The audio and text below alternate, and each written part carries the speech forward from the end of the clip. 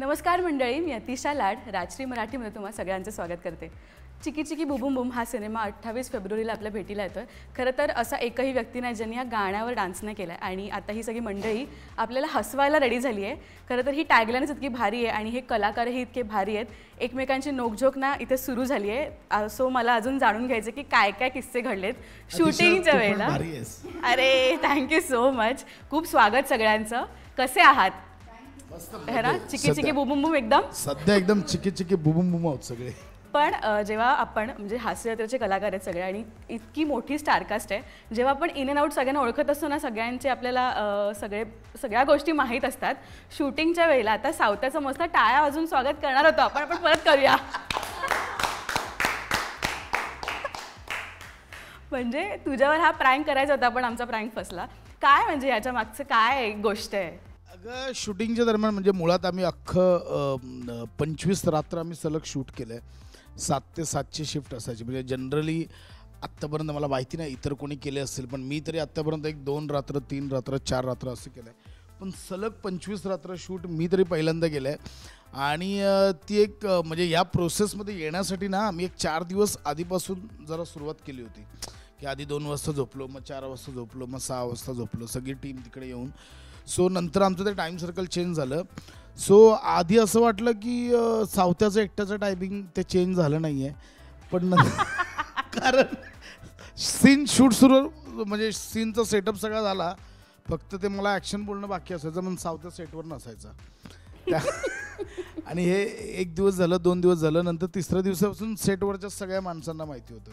बरं तो असं नाही आहे की कुठं झोपलाय टाईमपास करतोय, कारण रात्री असंही 11 नंतर काय कोणाचे सगळ्यांचे फोन बंदच असायचे, पण तो कुठंतरी आपलं कोपऱ्यात वॉशरूमलाच गेला आहे किंवा कोपऱ्यात बसून सीनचं काहीतरी त्याचं नवीन करतोय वर्कआउट. पण इथे अख्खं आणि कुठला तरी कोपरा पकडायचा ग तो त्या लोकेशनमध्ये, कुठल्या तरी जंगलातल्या एका कोपऱ्यात, आणि जिथे सापडूच शकत नाही, जिथे फोन रेंज नाही. आणि मग सावत्यासाठी एक 10 मिनटं सगळे थांबायचे, अरे सावत्या कुठे सावत्या कुठे सावत्या कुठे. आणि नंतर ती सवय लागली की सावत्या सेटवर आला की अख्खं युनिट टाळ्या वाजून स्वागत करायचं त्याचं. वा, म्हणजे आता पण तसंच झालं. अरे सावत्या कुठे आहे? आणि फायनली यावेळी सावत्याच्या वरचढ प्राजक्ता ठरली. पण शूटिंगची मज्जा म्हणजे फिल्मची मज्जा हीच आहे की संपूर्ण फिल्म ही रात्रीच्या 2 तासातली आहे. रात्री 11 ते 1, सव्वा या रात्रीच्या प्रहरात त्या वास्तूत काय घडतं, जे मित्र रियुनियनला गेलेत, सो तिथे त्या अख्ख्या एका रात्रीतली गोष्ट आहे. सो पहिल्यांदा आम्ही अख्खं 25 नाईट सलग शूट केलं. संध्याकाळी 7 ते पहाटे 7ची शिफ्ट असायची, पण मजा आली. म्हणजे वेगळा अनुभव होता, थोडं चॅलेंजिंग होतं सगळ्याच दृष्टीने, म्हणजे प्रोडक्शनच्या दृष्टीने पण. इव्हन म्हणजे आमचे नारकर सर, सेजल पेंटर यांनी निर्मिती यांची. पण काय असतं की दिवसा तुम्हाला एखादी गोष्ट सापडली नाही तर तुम्हाला लगेच त्या गोष्टीचा ॲक्सेस असतो की इथनं आपण दुकानात जा किंवा पळ किंवा व्हॉटेवर. आमचं मुळात लोकेशन होतं ते लोणावळ्यातल्या पावणा लेकजवळ एका आयसोलेटेड टेकडीवर होतं. सो तिथे म्हणजे दिवसाही साधी साखर आणायची म्हटली तरी एक 7-8 किलोमीटर गाडीनं जावं लागायचं, आणि त्यात रात्रीचं शूट होतं. त्यामुळे इट्स क्वाईट चॅलेंजिंग अख्ख्या 25 नाईट सलग शूट करणं. परंतु येस, प्रोडक्शन लेवलला पण सगळं काही इतकं चोख होतं की 7 वाजता लोकेशनला गेल्यावर त्या दिवशीचं जे शूट आहे त्या सगळ्या गोष्टी सॉर्टेड होत्या. वा. आणि या ट्रेलरमध्ये सचिनचं सगळ्यांना कानपटात मारतात फक्त. सो सेटवरही असे दरारा तुमचा असतोच हास्यजत्रा सेटवर, पण तुमचे कॅरेक्टर एक मजेशीर आहे, त्याबद्दल काय सांगाल सर? खरं मी 3 रात्री शूट केलं आहे. तेवढ्यात त्याला ज्यांनी त्रास दिला त्या सगळ्यांना माझ्यातर्फे मारून घेतली असं मला वाटतं. कारण पम्याला जास्त बसले आहेत. मला इंटरनल माहिती नाही काय झालंय, पण तो दिग्दर्शक सांगायचा की इथं मारा, मी मारा. त्याच्या मागचं कार्यकारण काही मी विचारलं नाही की प्रसादाचा मुद्दा म्हणून काहीतरी असेल ते मला माहित नाही. मी दिग्दर्शकाचा नट आहे, दिग्दर्शक सांगेन ते करतो. आणि कॅरेक्टरविषयी म्हणशील तर एक खरं म्हणजे मी सांगू का की प्रसादची, पम्याची यांची जी शैली ना ती माझ्यासाठी वेगळी आहे. कारण मी अशा शैलीत काम यापूर्वीही केलेलं नाही, किंवा माझी आणि मोठेची आमची गोष्टीकडे पाहण्याची दृष्टी वेगळी आहे, शैली वेगळी आहे. विनोदाच्या अनेक शैली आहेत. त्या प्रत्येक शैलीला आपण कसं ॲडजस्ट होतं ते पाहण्याचा एक्सपेरिमेंट होता हा सिनेमा माझ्यासाठी. कारण ही सगळी यंग टीम आहे. मी तरुणच आहे पण तरी त्या दृष्टीने तरी एकूण शरीर काही ते ऐकत नाही ना. तर त्या सगळ्या याच्यातनं मला फार मजा वाटायची की अरे ही शैली आपण नाही करून पाहिली. पण मी कधी डिरेक्टर म्हणूनही नाही करून पाहिलेली.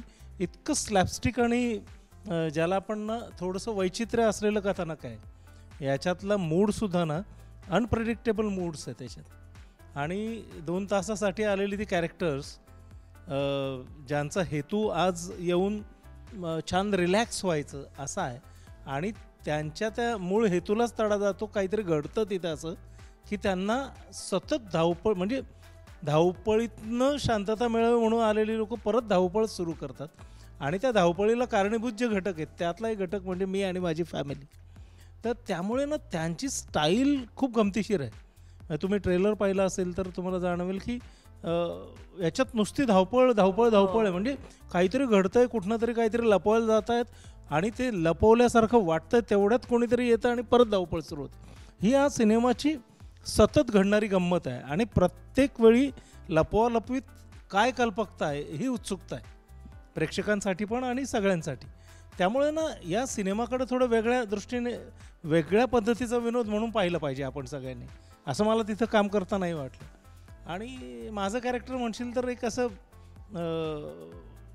मुलीला फसवलेल्या प्रियकराला शोधायला आलेला एक गोंडस राकट वयस्कर म्हणजे वरवर असा वाटणारा की हा मिलिटरीत असेल वगैरे पण अत्यंत गोंडस असं ते कॅरेक्टर आहे. त्याच्याकडे रायफल दिली आहे म्हणून तो काहीतरी ॲक्शन घेईल असं वाटतं. आणि याच्यात मग तो आणि त्याची फॅमिली पण विचित्र आहे. म्हणजे जी तुम्हाला वास्तवात दिसणाऱ्या फॅमिलीज नाहीच आहे ते इथे. ते त्याचा अत्यंत विचित्र मुलगा आहे. त्याची इमोशनल पण अनेक भाषा शिकलेली मुलगी आहे. त्याची साधारण एक हाऊसवाईफ असलेली एक साधी बायको आहे. आणि हे सगळं कुटुंब तिथं आलेलं आहे. तर त्याच्या भाषेत फक्त थोडं आम्ही काहीतरी वेगळं करूया असं आम्हाला वाटलं. वेगळं म्हणजे काय, ती जगावेगळी भाषा नाही, ती विदर्भाची भाषा आहे. मी खानदेशातला आहे त्यामुळे मला वैदर्भियन भाषा तितकी अस्खलित येत नाही. पण मला त्याचा हेल माहिती आहे. मी अनेक गावं फिरलो आहे त्यामुळे सगळ्यांचे छोटे छोटे हेल मला जमतात. पण विदर्भाची जी मूळ भाषा आहे तितकी फ्लुएन्सी त्यात नाही. तर तो कल्ट आहे. म्हणजे खानदेशी काही शब्द आहेत, काही वैदर्भियन शब्द आहेत. कारण दोन्ही भाषेचं ना व्याकरण सारखं आहे. दोन्ही भाषेत 2 क्रियापदं वापरतात कारण हिंदीचा प्रभाव असलेली भाषा आहे. म्हणजे खानदेशची आहे ती हिंदी आणि गुजरातीचा प्रभाव आहे आणि विदर्भाची जी आहे ती मध्य प्रदेशचा प्रभाव. त्यामुळे ना तो एक कल्ट आहे. त्यामुळे कदाचित खानदेशी प्रेक्षकांनाही ऐकताना आपल्या भाषेत काही वेगळे शब्द जाणवतील, विदर्भातही तसं जाणवेल असं मला वाटलं. आणि त्यातनं एक जरा गोडवा आहे त्या भाषेत. कारण ह्या ग्रामीण भाषांमध्ये ना एक स्वतःचं गाणं असतं. त्यामुळे ना ती करताना जाम मजा आली आम्हाला. म्हणजे त्यातले काही काही विनोद आहेत ना ते त्या भाषेच्या लहेजातनं निघतात. ते लिखित आहे, सिच्युएशनमध्ये सुद्धा तो ताण आहे. पण कधी कधी एखादी भाषा ना, जसं याची भाषा आहे सातारी, ती विनोदाला खूप पोषक आहे. तर तसं त्या भाषेचं काहीचं आम्ही त्या दिवशी एकत्र बसून काय करायचं या सगळ्या मंथनातनं निघालं आहे. बघूया आता लोकांना कसं वाटतं.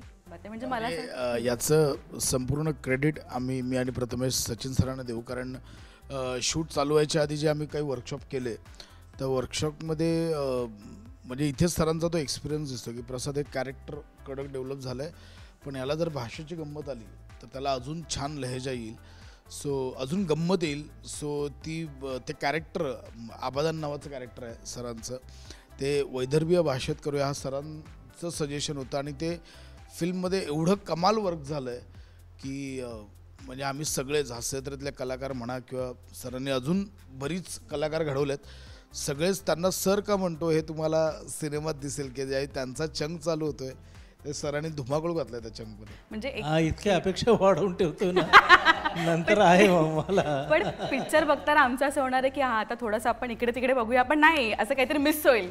सो असं हे चुकीचं प्रमोशन चाललंय माझं असं. ॲक्च्युली ना एका नवख्या नटाला एक काम मिळालं एवढंच प्रमोट झालं तर कदाचित लोकांना अरे बरं केलं असं वाटेल. हे काय होतं, आपण एक बेस्ट पिक्चर देखणे जाना है म्हणून जातो आणि मग पहिलं वाक्य असतं काय आहे त्याच्यात काय होतं एवढं, तर तसं होईल प्रसाद माझ्या बाबतीत. आणि सुरुवातीलाच माझं करिअर खुडलं जाईल, संपेल. पण ह्या सगळ्या टीममधनं सर्वात जास्त अवली कोण होता आणि सर्वात जास्त मस्ती कोण करायचं सेटवर? का एकदम धुमाकूळ, म्हणजे सेटवर आम्ही बऱ्याचदा येतो हास्यजत्रेचा, पण इथे सेटवर कसा माहोल होता? काय गंमत काय असायची, काही गोष्टी ठरवल्या जायच्या आणि अवली नाही म्हणता येणार, पण ह्या मुलीमुळे बरेच आमचं गोंधळ झालेले आहेत हिच्यामुळे. खूप प्राजक्ता आली आहे. हा म्हणजे तेच गोंधळ झाले आणि त्यांना मज्जा झालेली आहे. कधी म्हणजे मला ठरवून पण मज्जा आली आहे त्यांना. किस्सा आठवतोय मला की प्रार्थनाचा बर्थडे होता शूटिंगच्या दरम्यान आणि मी स्वप्नीलदा आणि सगळ्या टीमने ठरवलं की ना आपण प्रार्थनाला 12 वाजता सरप्राईज देऊया. सो तिने बेसिकली सुट्टी मागितली जी मला पॉसिबल नव्हती तिला देणं. म्हटलं प्रार्थना नाही, असं तिने 3-4 दिवस आधी मला विचारलं की अरे माझ्या अशा तारखेला बड्डे आहे. म्हटलं नाही आहे का पॉसिबल, सॉरी, म्हणजे सगळ्या सीनमध्ये आहेत, म्हणजे कॉम्बिनेशन सीन्स आहेत सगळे. सो तिचं थोडं तिथे हे झालं आणि नंतर मग आम्ही प्लॅन केला अख्ख्या टीमने की तिला जाणवूच जायचं नाही. आपण हेही आम्ही सरांकडनं शिकलोय कारण गोस्वामी सरांनी असं एकदा विशाखाबद्दल असा एकदा प्रँक केला होता विशाखाताईबद्दल की तिचा बड्डे दाखवूयाच ना तसं तो मी स्वप्नील दादा पम्या सावते आम्ही सगळ्यांनी प्लॅन केला की आज प्रार्थनेला दाखवायचंच नाही की तिचा बड्डे आहे 12 वाजता आणि आपण मस्त लाईट बीट ऑफ करून 12 वाजता मोठ्या आवाजात DJ लावून गाणी, स्पीकर सगळी व्यवस्था चोख केलेली. लाईटवाला सांगितलं तर मेन स्विचला जाऊन बस आणि 12 वाजता आम्ही ओरडणार आणि मग ते पॉपर बिपर आणलेले सगळं केलं, केक आणला मोठा, सगळं झालं. फक्त तिला 12 वाजेपर्यंत रात्री तरसवूया म्हटलं आणि लिटरली आमचं ते 10-11 वाजल्यापासून चालू झालं की म्हणजे तिला दुर्लक्षितच करत होतो आम्ही. आणि ती थोडीशी हे झाली की अशी काय मला आता अर्ध्या तासात बड्डे चालू होणार आहे मला. आणि लिटरली मी 12ला 2-3 मिनिटं असताना मी नवीन सेटअप रेडी होता, चला पुढचा सीन करूया. तर तिचं असं झालं, अरे थांब ना 10 मिनटं, मला 12 वाजता फोन चालू होतील, मला फोन घ्यायचा. तर तिने डायरेक्ट नाही विचारलं, तर प्रसाद आपण थोडं थांबू शकतं का? म्हटलं का नाही ना, वेडी आहेस का, मला सीन आटपायचं आहे, थांबायचं कशाला, चला करूया. आणि आमचं ठरलं सगळं. बरं, ह्या सगळ्या प्लॅनमध्ये ह्या आमच्या मैत्रिणीला आम्ही सहभागी केलं नव्हतं म्हणण्यापेक्षा ती तिचे वर्किंग करत होती स्क्रिप्टिंगचं. तिला काही माहित नव्हतं टीममध्ये, तिला काही माहिती नव्हतं. सो जशी 12 वाजायची वेळ आली आणि माझं सगळ्यांचं एकमेक म्हणजे लिटरली वॉकीवर आमचं चाललं होतं, हे रेडी चला 10 काउंटिंग आहेत, 10, 9, 8 आणि 6:05ला आकडा आला. तर प्राजक्ताचं 7 सेकंद पुढे असेल गड्या माहिती नाही, पण ती आम्ही 7च्या काउंटिंगला आलो आणि ती जोरात ओरडली हॅपी बर्थडे प्रार्थना. आणि आमचं असं आलं, अरे सोलो परफॉर्मन्स देऊन तिने एक्झिट मारली. अरे हिने वाट लावली पूर्ण प्लॅनिंगची. मग ही झाली, मिठ्या मारल्या. नंतर वा ते करा, ते वाजवा सगळा पचका केला. बरं, ह्याच्यावर ती वैतागली की तुम्ही मला का नाही सांगितलं, मला तुमच्या सामील का नाही करून घेतलं वगैरे. सो भाई दुसरे दिन अलग बात हो गई. एक 3-4 दिवस मध्ये गेले. दुसऱ्या दिवशी तर आम्ही तिला म्हटलं आज संकेतचा बड्डे, संकेत माने माझा असोसिएट डिरेक्टर, म्हटलं आज संकेतचा बड्डे आहे, सो ये तू लीड कर. आम्ही कोणी काय 12 वाजता तूच ओरड जोरात, तुझ्या हातात माईक देतो आणि सगळं करूया, तू लीड कर. एकटी पण नाही, सगळे आपण ओरडूया आणि फक्त माईक तुझ्या हातात घे, लीड तू कर.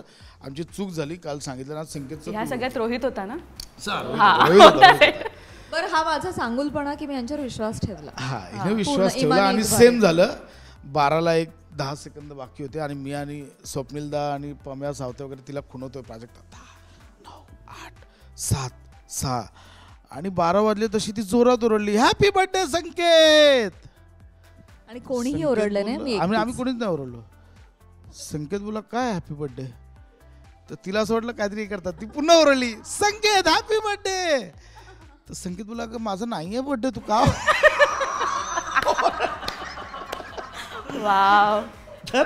अशा म्हणजे आणि बेसिकली ह्या ज्या गोष्टी होत्या या छोट्या म्हणजे आम्ही खूपच एकमेकांचे खूपच सगळे अख्खी टीम एकमेकांचे खूप चांगले जवळचे मित्र आहोत. परंतु ह्या गोष्टी ना त्या नाईट शूटसाठी खूप गरजेच्या होत्या खरंय. की ते लाईव्ह राहणं. कारण आपण ना आपल्याला एक आयुष्यभराची सवय लागलेली असते दिवसा काम करायची. सो किती म्हटलं तरी ते 2, 3, 4 नंतर कुठेतरी डाऊन व्हायचं. पण ह्या गोष्टी ना आम्हाला सलग 25 रात्र जागा ठेवायला आम्हाला मदत केलं, तेवढंच एनर्जेटिक राहायला. कारण नॉर्मली नाईट शूटमध्ये म्हणजे मला आठवतं त्याप्रमाणे किंवा सलग 25 दिवसांचं शूट असेल त्यात आपण 1 किंवा 2 दिवस मध्ये गॅप घेतो शूटमध्ये, एक ब्रेक म्हणून अख्ख्या युनिटला आणि याला. पण सगळ्याच आर्टिस्टच्या तारखा आणि सगळ्या टाईम टेबलच्या व्यस्ततेमुळे ते करता येत नव्हतं. सो या अशा काही गमती होत्या टीममधल्या ज्यांनी आम्हाला नेहमी एनर्जेटिक ठेवलं. तुला सरकारी वकील हवाय तुला याच्यामधलं कोणता तुझी बाजू मांडायला? नाही मला मी इनफ आहे एक. आणि मी पण ते नंतर खूप एन्जॉय केलं. कारण प्रत्येक जण आज मेरा चोर आहात तुम्ही, चोर, सगळे चोर आहात. या सेटवरचे सगळे चोर आहेत, मला नाही बोलायचं कोणाची असं ती रुसून बसली. पण मजा आली, धमाल आली. आणि जसं दादा म्हणतो, मी तर म्हणजे 10 वाजले रात्रीचे की माझा मेंदू बंद पडतो तो झोपी जातो. आणि मला ॲक्च्युली टेन्शन आलं होतं की नाईट शिफ्टमध्ये काम करायचं आहे संबंध चित्रपटाचं. तर तो जे सांगतोय की ह्या अशा गोष्टी मदत करतात तुम्हाला ताजंतवानं ठेवण्यासाठी, जागं ठेवण्यासाठी. त्यामुळे या गोष्टींची मदतच झाली. आणि मी अशा प्रकारे सुद्धा एक टीम वर्कच करत होते आणि मी प्रोजेक्टला मदतच करत होते. त्यामुळे मला विशेष आनंद झाला. क्या बात आहे, म्हणजे भारी यार. म्हणजे प्रार्थना, तुझं कॅरेक्टर एकदम वेगळं आहे आणि खूप साधा लुक आहे, पण तरीही धन्नो काहीतरी त्याच्यामध्ये खुरापती करणारी आहे. सो काय सांगशील कॅरेक्टरबद्दल? आणि मेन म्हणजे लुक टेस्ट ती जी गोष्ट मला पण मी तेवढीच साधी, अशी साधी भोळी दिसणारी अशीच मुलगी आहे हे ह्या सगळ्यांना स्पेशली माझ्या डिरेक्टरला माहिती होतं. कारण 10 वर्षापासून आम्ही काम करतो एकत्र. सो म्हणजे पहिल्या नाटकातच त्याला कळलं होतं की सगळ्यात भोळी दिसणारी, आणि फक्त दिसणारी नाही, असणारी भोळी भोळी साधी अशी आहे ती. म्हणून मग ते कॅरेक्टर ती छान करेल हे त्याला माहिती पण काय बोलते. सो पण नाही, थँकफुल आहे यार खरंच. म्हणजे मला असं वाटलं की एक ॲक्टर म्हणून नेहमीच असं वाटत असतं यार की आपण काहीतरी वेगळं करू, पण कोण देत नाही. नेहमी ते इतकं टाईपकास्ट झाली आहे ना मी, मला असं वाटतं की सतत असं आणि बबलीपेक्षा पण असं सतत रोमॅन्टिक गाणी. आणि स्वप्नील असल्यामुळे तर लोकांना असंच वाटलं की ह्याच्यात पण म्हणजे तू त्याची बायको असशील, प्राजक्ता त्याची गर्लफ्रेंड असेल, आणि मग घरात काय काय. मी सांगितलं असं काही नाही आहे या फिल्ममध्ये, अशी स्टोरी नाही आहे. सो मला खरंच खूप आनंद झाला की एक वेगळं कॅरेक्टर, एक वेगळी प्रार्थना या फिल्म थ्रू दिसणार आहे. आणि मला स्वतःबद्दल मला एक गोष्ट कळली की अरे मी हे पण करू शकते. सो म्हणून स्वतःला एक्सप्लोअर केलं. So thank you so much. Prathamesh लेखक सुद्धा आहेस आणि त्यामागची गंमत किंवा तुमची ही जी फळी आहे ना, तुम्ही एकमेकांना ओळखताय पण तरी नवीन सेट असतो, नवीन प्रोजेक्ट असतो, तेव्हा काम करताना काय बॅक ऑफ द माइंड सुरू असतं किंवा काय प्रोजेक्ट करताना ठरवलं होतंस तू? काम करताना मजाच आली आम्हाला, कारण सिनेमा आणि हास्यजत्रा खूप वेगवेगळ्या गोष्टी आहेत. सो काम करताना मजाच आली कारण सगळे आपलेच होते. पण सिनेमा लिहिताना जेव्हा प्रसाददादाने गोष्ट ऐकवली, त्याचे पटकथा आणि संवाद करताना पहिलं तर मला ही गोष्टीबद्दल सांगावं असं वाटेल की ही गोष्ट म्हणजे कॅरेक्टरची गोष्ट आहे. म्हणजे इथे जेवढी तुम्हाला त्या गाण्यामध्ये कॅरेक्टर दिसत आहेत ती कॅरेक्टरची गोष्ट म्हणून खूप हॅमर झाली पाहिजे किंवा खूप लोकांपर्यंत पोहोचेल. आणि कॅरेक्टरची गोष्ट सांगताना मी का म्हणतो आहे, आपल्या प्रत्येकाचे स्वभाव वेगवेगळे असतात. रियुनियनला हे जे 6 जण जमत आहेत त्यांचे स्वभाव खूप वेगवेगळे आहेत. आणि अशा वेगवेगळ्या स्वभावाच्या माणसांसमोर एखादी सिच्युएशन येते तेव्हा प्रत्येकजण वेगवेगळा मार्ग काढतो. आणि मग त्या वेगवेगळ्या मार्गामधून एका मार्गावर यायचं असतं ना, ते सांगणारी ही गोष्ट आहे. सो लिहिताना पण तेच डोक्यात होतं की आधी याची कॅरेक्टर पक्की बांधली पाहिजेत आणि मग ती गोष्ट त्याप्रमाणे फ्लो झाली पाहिजे. सो लिहिताना तेच केलं आहे. रादर त्याच्यातल्या सिच्युएशन्स ज्या आहेत, म्हणजे रियुनियनच्या वेळी आपण म्हणतो की कोणतरी एक गडबड करणारा असतो, कोणतरी अतिउत्साही असतो, कोणतरी घाबरणारा कॅन्सल करणारा असतो, एक तर कॅन्सल करणारा असतो, काही जण लेट येणारे असतात. किंवा जसं सर बोलले तसे की नंतर त्या रियुनियनमध्ये काही गोष्टी अशा येत आहेत की त्याच्यामुळे ती स्पॉईल होते की काय असं वाटत असतं. तर ती जी येणारी कॅरेक्टर्स आहेत आणि त्या कॅरेक्टर्सबरोबर येणाऱ्या सिच्युएशन्स आहेत त्या तुम्हाला रिलेट होणार आहेत. म्हणजे तुम्हाला असं होईल की अरे हा हे आपल्याबरोबर कधीतरी घडलं आहे. म्हणजे आपण जे म्हणतो ना, बंद असलेला दरवाजा वाजला की काहीतरी होतं, तशा सिच्युएशन्स या सिनेमामध्ये आहेत. सो लिहिताना तेच डोक्यात होतं की कुठेही पटकथा लिहिताना ती इंटॅक्ट राहावी, टाईट राहावी आणि लोकांना जसं तू बोललीस की थोडं जरी बाजूला गेलं अरे यार हे मिस झालं, सो ते डोक्यात ठेवून लिहिलं होतं. येस. आणि रोहितचं एकंदरीत असं बोलून घे, माईक माझ्याकडे आला की मी बघतो. रोहित तुला चान्स देते मी. पण त्याचं तसंच आहे, तो उशिरा येतो पण तो आला की तो असतो. येस. हां येस. रोहित कसा आहेस आणि आता बरा आहेस का? मस्त मस्त. छान छान व्यवस्थित. इन्सिडेंट झाला होता आम्हाला कळलं त्या गाण्याच्या शूटच्या वेळेला. सो आता कसं आहेस आणि काय तुला बदला वगैरे घ्यायचा तर घे, माईक तुझ्या हातात आलाय फायनली. नाही काय बदला घेणार आता, गप्प बसलोय मी, माझीच चूक आहे तर काय बोलू शकत नाही मी.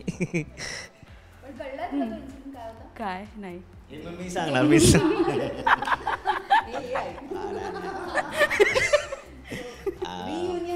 रियुनियन, आपला विषय रियुनियन आहे ना. तर रोहित पण एका रियुनियनला गेला होता 31st आणि त्या रियुनियनची थीम अशी होती की सुपर हिरोज. तर रोहित कसा खूप असा भारताचा शिलेदार आहे, सो त्याने बाहेरचे सुपर हिरो नाही, त्याने भारताचा सुपर हिरो म्हणजे शक्तिमान. तर त्याने शक्तिमानचा कॉस्ट्युम केला होता आणि आमचा शक्तिमान स्विमिंग पूलला आपटला आणि शक्तिमानच्या बरगड्या फ्रॅक्चर झाल्या. तर सिनारिओ हा होता त्या रात्री. जनरली सुपर हिरो जगाला वाचवतो ना, अख्खं जग सुपर हिरोला घेऊन हॉस्पिटलला जात होतं. तर असा आहे त्याचा किस्सा. पण खरं तर त्याला खूप लागलंय आणि दुखत असेल. सॉरी आम्ही हसतोय. नाही बरं आहे, व्यवस्थित आहे. त्रास होत होता पण आता बरं आहे. येस. बाहेर. हा येस. अगं त्याला लक्षात आणून द्यावं लागतं की त्याला लागलंय म्हणून. बाकी तो असं स्वतः सरांना माहिती आहे, तो काम करताना असे विषय हातबीत करतो ना, ते स्वतःला लागतं त्याला.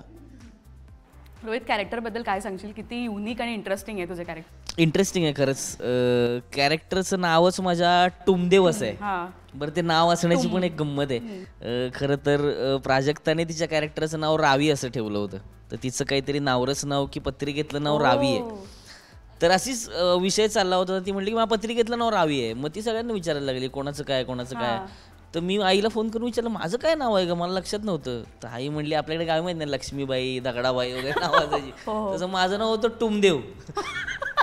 तर मी टुमदेव म्हणायला यांचा लाफ्टर आला आणि दादा म्हणला हे इंटरेस्टिंग नाव आहे, हेच नाव ठेवायचं. सो टुमदेव असं नाव आहे त्या कॅरेक्टरचं. आणि खरंच ते वेगळं कॅरेक्टर आहे, खूपच वेगळं आहे. म्हणजे कारण की हे जे 7 जण जे काही ट्रिपवर गेलो आम्ही 6 जण, तर हा याच्या एका वेगळ्या ट्रिपवर आहे. त्याची एक वेगळी मजा चालू आहे. आणि झालेल्या प्रॉब्लेम्समध्ये याला असं वाटतंय की याला काहीतरी वेगळंच सुचतंय म्हणून एक्साइटमेंटमध्ये तो काहीतरी करायला जातोय किंवा सांगायला जातोय. आणि यांचं होतंय अरे गप ना बाबा, तू बाबा आलायस, तू शांत बस, तू काय करू नकोस. इतक्या लेवलचं ते कॅरेक्टर आहे. आणि सर म्हणजे माझे होणारे सासरे आहेत. माझी अशी अपेक्षा की सरांनी माझं सासरा व्हावं, असं सगळं गोष्टीत आहे. त्या गंमत आहे. पण खूपच मजा आली. आणि मला सांगायला आनंद होतो की मी सध्या हास्य जत्रेतून आमच्या सातारी भाषेत एक बोलत असतो सतत. तर इकडे थोडं वेगळं करून घेतलं आहे दादाने माझ्याकडून आणि वेगळं करण्याचा प्रयत्न केला आहे. सो ते प्रॉमिसिंग वाटेल नक्कीच आणि सगळ्यांना आवडेल, खात्री आहे याची मला. प्राजक्ता तुझं कॅरेक्टर कसं एकदम बबली आणि क्यूट असं वाटतं आम्हाला, पण तसं क्यूट आहे का मुळात? आहे आहे आहे. आणि इन ॲडिशन टू दॅट वेंधळं बावळट असं सगळंच आहे, मजेशीर आहे. सगळ्यात आधी तर मी नमूद करू इच्छिते की माझी पहिली कॉमेडी फिल्म आहे असं मी म्हणेन. आणि मला प्रचंड दडपण होतं कारण ह्यांना जसं लोकांना असं वाटतं की अरे तुम्ही तर एकत्रच काम करता, परंतु तसं नाही आहे. कारण मी त्यांच्याबरोबर कधी स्किटमध्ये तसा डिरेक्ट सहभाग जो काय घेतला 1-2 वाक्यांसाठी घेतला आहे, तालीम वगैरे असं कधी केलेलं नाही. आणि मी एक्झॅक्टली अपोजिट डिरेक्शनला बसते त्यांच्यापासून. त्याच्यामुळे आणि तिथं बसून मी त्यांना 6-6.5 वर्ष परफॉर्म करताना पाहते आहे. त्यामुळे मला माहिती आहे की एकतर विनोद निर्मिती किती कठीण गोष्ट आहे आणि त्याच्यामध्ये ह्यांचा सेन्स ऑफ ह्युमर, यांचा टायमिंग पंचेसचं, ते किती तगडे आहेत, किती बाप आहेत. आणि त्यांच्याबरोबर विनोदी सिनेमामध्ये काम करणं आणि विनोद निर्मिती करण्यासाठी उभं राहणं ह्याची मला फार भीती वाटलेली. परंतु याचं श्रेय मी दादा आणि प्रथमला स्पेशली देईन, ज्यांनी मला खूप पुश केलं. तो म्हणाला अगं तू सेटवर जे करतेस ना वगैरे हे जे आहे आम्हाला हेच पाहिजे. तुला माहिती नाही तू इनफ कॉमेडी आहेस खऱ्या आयुष्यात, जशी आहे तशी आहे, आपण करूया. सो यांनी पुश केलं आणि खरोखरीच त्यांच्याकडून खूप शिकायला मिळालं. मजा धमाल ह्या गोष्टी अलहिदा, परंतु विनोद निर्मिती हा तितक्याच सिरियसली करण्याचा विषय आहे खरं तर. फार गांभीर्यानं केलं तरच ते वर्क होतं. आणि चित्रपटासाठी तर आणखी ते अवघड होतं, कारण तुम्हाला 2-2.25 तास प्रेक्षकांना खेळवून ठेवायचं आहे. परंतु मी या गोष्टीचा एक काय म्हणतात प्लस पॉईंट सांगू इच्छिते की नुसतीच विनोद निर्मिती आहे का, तर तसं नसून त्यामध्ये एक छान विषय एकतर आणि एक टेकअवे पण आहे. त्यातून आम्ही काहीतरी सांगू इच्छितो आहे. नुसतंच विनोदाच्या पलीकडे जाऊन काहीतरी लोकांना मिळणार आहे त्यांच्या आयुष्यभरासाठी. त्यामुळे ज्यांनी रियुनियन केलेलं आहे मित्रांबरोबर, कुटुंबांबरोबर, ते रिलेट करतीलच हा सिनेमा. ज्यांना करायचं आहे त्यांनी नक्कीच बघावा. मित्रांबरोबर हा सिनेमा बघावा, कुटुंबियांना पण घेऊन बघावा, कारण गोष्ट फार छान आहे आणि सगळ्यांनी अत्यंत मेहनतीनं अत्यंत प्रामाणिकपणे काम केलेलं आहे. आणि हास्य जत्रेमध्ये तुम्ही जे परफॉर्मन्सेस बघता त्याच्यापेक्षा वेगळे परफॉर्मन्सेस तुम्हाला इथे बघायला मिळणार आहेत. ऑल्सो जत्रेच्या व्यतिरिक्त बरेच आर्टिस्ट आहेत, म्हणजे निखिल रत्न पारखी, अभिजित चव्हाण, त्यानंतर ऐश्वर्या बडदे, श्लोक खांडेकर, अशी इतरही अनेक मंडळी आहेत ज्यांचा पण एक फ्लेवर त्याच्यामध्ये ॲड होणार आहे. किंवा सरांनी कधी, हे डिरेक्टर आहेत जत्रेचे परंतु ते स्टेजवर कधी आलेले नाही आहेत, सो त्यांचा एक लहेजा आहे. सो रंगीत आहे, सगळी कॅरेक्टर्स रंगीत आहेत, मल्टी स्टारर फिल्म आहे आणि प्रत्येक जणांनी आपापलं एक वैशिष्ट्य घेऊन सगळेजण आलेले आहेत एकत्र. त्यामुळे ती जी भेळ आहे ती छान जमली असं आम्हाला वाटतंय. बाकी प्रेक्षक ठरवतील, पण विषय नक्कीच सुंदर आहे. तर येस, धमाल आहे सिनेमा. ह्यातलं एक इंटरेस्टिंग कॅरेक्टर म्हणजे श्लोक वाटतोय मला. त्या दिवशी ना स्टेप करताना पण तो एकदम परफेक्ट स्टेप करतो. स्वॅग आहे त्या मुलामध्ये, फ्युचर हिरो आहे तो. पण तो बोलतोही तसा आणि तो एकच त्याचा डायलॉग आहे मला ट्रेलर मध्ये, पण तो मार खाऊन गेलाय सगळ्यांवर. ॲब्सोल्युटली. त्याचं कास्टिंग कसं झालं होतं आणि हे कॅरेक्टर बाबा हा करणार आहे, हे कधी फायनल झालं होतं? बेसिकली म्हणजे 2 कारणं असू शकतील त्याची, की तो आता रितसर शिक्षण घेतोय वर्कशॉप्समधनं, डान्सचं असो या अभिनयाचं असो. वामन गेंद्रे सरांच्या वर्कशॉपला होता तो, राज देशपांडे सरांकडे होता. तर तिथे त्या कॅरेक्टरला एक स्केटिंग आणि स्विमिंग येणं गरजेचं होतं. आणि दुसरं आमचं असं डिस्कशन झालं की आम्ही खूप थंडीत शूट करत होतो.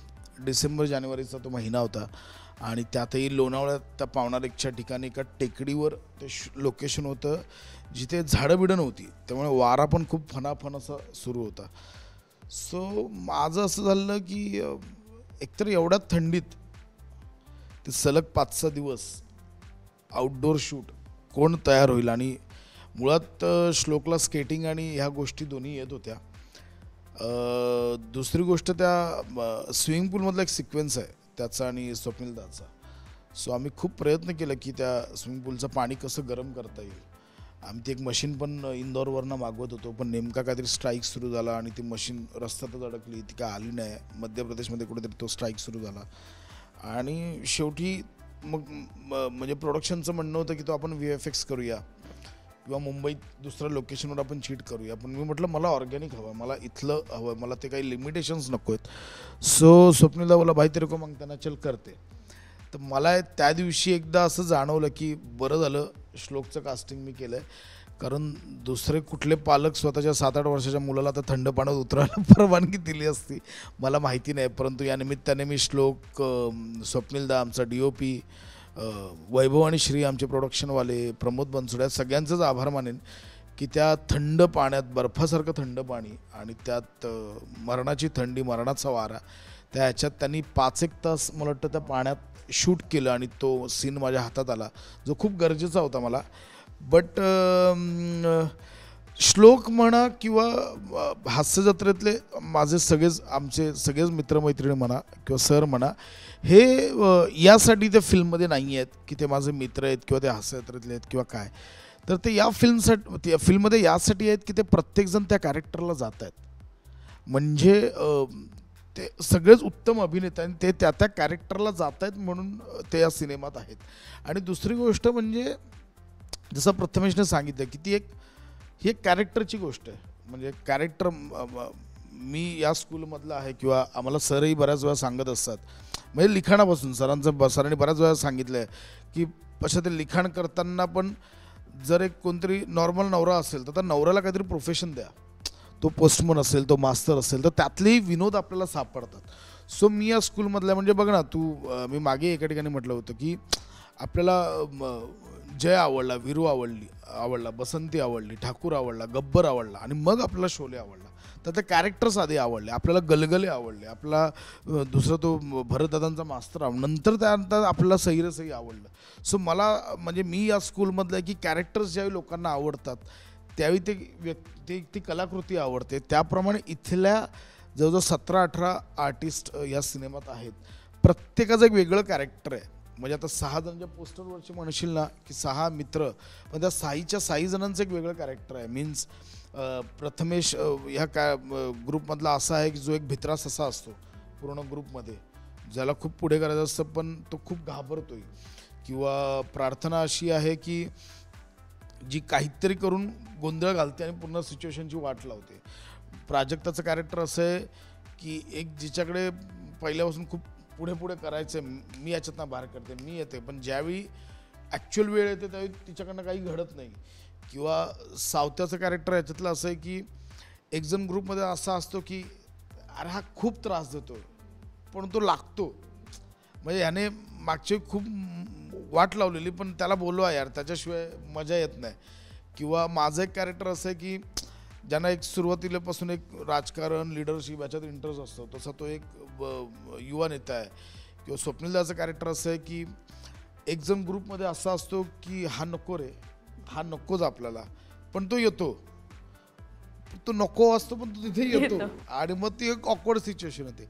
सो अशी ना एक सगळी कॅरेक्टर्सची गंमत आहे आणि या कॅरेक्टर्समधनं ती एक छान गोष्ट फुलत जाऊन त्याचा एक चिकी बुबुम बूम तयार झाला. वा, क्या बात आहे. मला असं वाटतं नावाला साजेसा असा हा पूर्ण ही कथा आहे. आणि आता सगळे सिक्रेट सांगतात आहेत प्रत्येकाबद्दल, तर मी अजून म्हणी विचारते आणि तसं सेटवर कोण वावरायचं ना हे तुम्ही मला सांगा.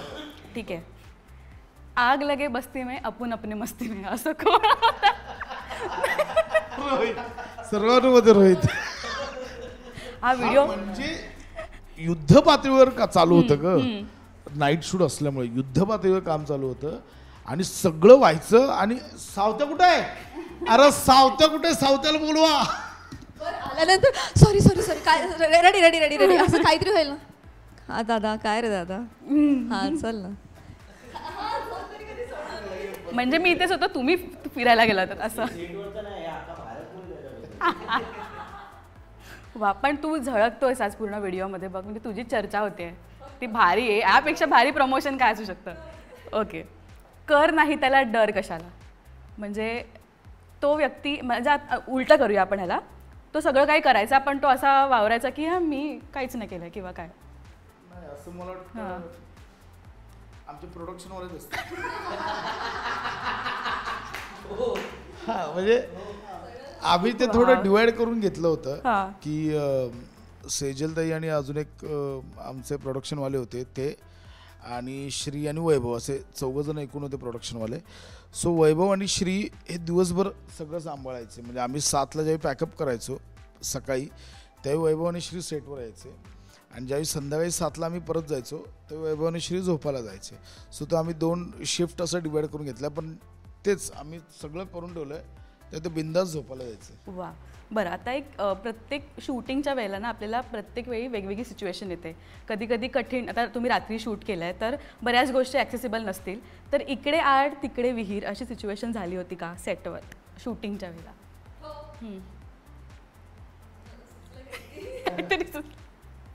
म्हणजे जत्रेचं शूटिंग तेव्हा चालू होतं आणि काही 2-3 दिवस असे आले मधले की दिवसा जत्रेचं शूट, नाईट शिफ्ट परत फिल्मची, आणि परत म्हणजे इस्पेशली यांचं, कारण हे तालमीला जायचं आहे आदल्या दिवशी, मग रात्री नाईट शूट करायचं आहे, मग नेक्स्ट डे शूटिंगला यायचं आहे जत्रेच्या, आणि परत नाईट शिफ्टला इकडे फिल्मसाठी यायचं आहे, आणि प्रवास पण 2-2.5 तासांचा.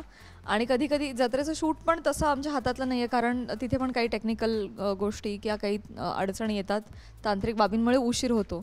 सो बरेचदा 7ची शिफ्ट इकडे आणि आमचं पॅकअपच 12ला 11:30 काय, तर तिकडे त्याचं होत असणार, इकडे आड तिकडे वीर. कारण मुळात काय की ही म्हण तशी बघायला गेलं तर निगेटिव्ह आहे, पण इकडचं आड म्हण किंवा विहीर म्हण दोन्ही हव्याशा आहेत की आम्हाला तेही मिस करायचं नव्हतं, हेही मिस करायचं नव्हतं. सो नाही टोमणे म्हणजे रडली तर 25 शूटमध्ये प्राजू एकदा रडली. म्हणजे म्हणजे अपेक्षित होतं सर 2 वाजता वगैरे पोहोचतील अशी अपेक्षा होती आणि त्याविषयी लेट झाला शूटला आणि 4 वाजता वगैरे आले आणि शी वॉज लाईक मी रेडी आहे, मेकअप झाला आहे माझा, मला फक्त कॉस्ट्यूम करायचं, हेअर करायचं आहेत, मी लगेच 10 मिनटात तयार होईल. सो एक अर्धा तास वगैरे युनिट थांबलेलं या सगळ्यांची वाट बघत आणि असं काही प्रेशर नव्हतं की मला माहिती होतं की 4ला तो सीन सुरू झाला तरी 6 वाजेपर्यंत माझ्या हातात येईल एवढा मला अंदाज होता. त्यामुळे मी प्रेशरमध्ये नव्हतो तसा. पण ही आल्यानंतर पम्या आला, सावते आला सगळ्यांनी आणि ही पण आली. तर ती ना जसं ती म्हटलं की 10 नंतर तिचा मेंदू बंद होतो ना तसं ती इथून नेपाळला वगैरे जाते. म्हणजे तिचा चेहरा ती नेपाळी दिसायला लागते हळूहळू 10-11 नंतर जापनीज वगैरे असे डोळे बी सुचतात. सो ती मी सेटवर होतो आणि ती आली, हाय दादा हाय, सॉरी खूप लेट झाला. तर मी आपलं सहज म्हटलं तिला गमतीत, हात चल खूप ॲक्टिंग केली, माहिती आहे थकल्याची ॲक्टिंग केलीस तर जा. आणि ती रडायलाच लागली. बोली दादा मी एवढी मेहनत करून धावधाव करतो, बोलते मी ॲक्टिंग करते, ही थकल्याची ॲक्टिंग कर. नंतर मी तिला जाऊन सॉरी बोललो किंवा काय वॉट एव्हर.